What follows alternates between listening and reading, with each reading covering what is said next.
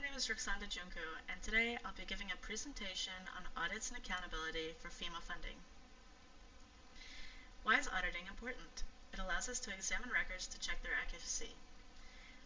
Auditing involves steps for oversight, documentation, and the process ensures that the public can continue to trust government organizations.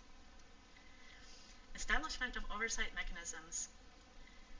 FEMA released a fact sheet recently that included reasons why someone may audit them, including applicant eligibility denials, denial of time extensions, and de-obligations resulting from an audit.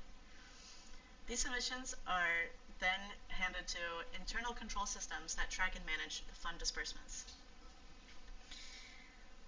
Detailed documentation requirements. Receipts are needed to verify the evidence supported inside of an audit. Below is listed tips FEMA released for their COVID-19 related project auditing to help ensure that records are recorded in available places and can be easily retrieved. Audits are then published as reports and can be both scheduled and random.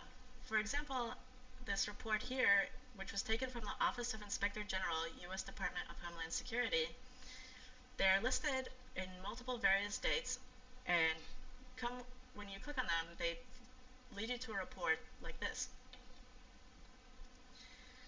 Audits are often conducted by third parties in order to ensure non-biased evaluation of fund dispersal. This first resource was taken from the Public Assistance Program and Policy Guide, and it shows a various list of sources of auditors, from single audits to Government Accountability Office, all the way to recovery of improper payments through third parties. Audits often require cross-agency collaboration to ensure that resources are validated independently and results are replicable. Interagency coordination is crucial, and researching these cooperations can lead to various discoveries. For example, this paper listed repeat audit findings, how FEMA responds to feedback, investigated how FEMA's decisions would change depending on the published audits. This shows that the communication between government organizations can be used as a tool for researchers to understand the power of the audit and resulting consequences. Compliance checks can be listed on the Code of Federal Regulations, which is a way for the government to list court documents electronically. These ensure regulatory adherence and funding eligibility verification. I listed one here as an example. Public transparency is then a positive influence of auditing. When the audit is published, local organizations, such as mutual aid networks, can then choose to respond to more vulnerable communities that may have been unfairly treated, as evidenced by the audit. Investigation of irregularities is the main purpose of the audit, to detect fraud detection and corrective actions to recover the funds. Training and education is also important to ensure that auditors apply best practices when conducting an investigation.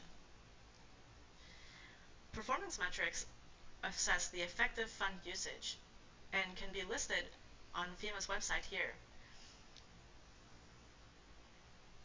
In conclusion, the key steps for maintaining accountability in FEMA funding is to have easily available resources, have inter-organization communication, and to publish funding so that the public can then respond in their own third-party organizations. And a call to action: importance of transparency and effective disaster relief management. As the second part of my presentation, I would now like to talk about the influence of ChatGPT in creating this presentation. While it was useful to have different topics brought up to me that I would not have otherwise known to research within this process, I do feel like some of the topics ChatGPT brought up were repetitive and very vague. I tried to narrow my search down to a specific event the tornado in May of 2025 within St. Louis.